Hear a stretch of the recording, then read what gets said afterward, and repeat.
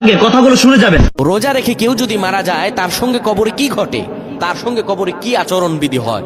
কেউ যদি রোজা রেখেছে এই অবস্থায় সে মারা গিয়েছে, তার কবরটা কেমন হয়? প্রিয় ভাইরা আমার, আল্লাহ রাব্বুল আলামিন রোজা দিলেন, নবীজি বলেন নাউমুস সাইমু ইবাদাতু ওয়া সামতুহু তাসবিহ দুআহু মুস্তাজাবুম মুদাফ।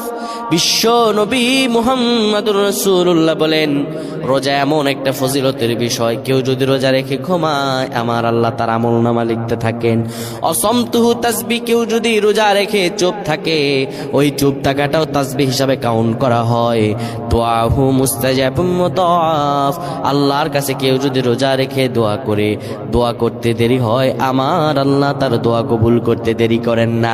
এত বেশি ফজিলত, এই ফজিলতপূর্ণ রোজা রেখে কেউ যদি মারা যায় তার সব আমলনামা আর তার সব গুনাহ মাফ হয়ে যায়। ব্যাপারটা এমন নয় রোজার অবস্থায় মারা গেলে আমার আল্লাহ তাকে ফজিলত দিবেন, এটা সত্য। রোজার অবস্থায় মারা গেলে আল্লাহ তাকে একটা মর্তবা দিবেন, সেটা সত্য। কিন্তু তার কৃতকর্মের প্রত্যেকটা হিসাব নিকাশ আল্লাহ রাব্বুল আলামিন নিয়ে নেবেন। তার প্রত্যেকটা কৃতকর্মের হিসাব আমার আল্লাহ তাআলা পুঙ্খানুপুঙ্খানুপুঙ্খ নেবেন। আল্লাহ আমাদের বুঝদান করুক, পয়না আমিন।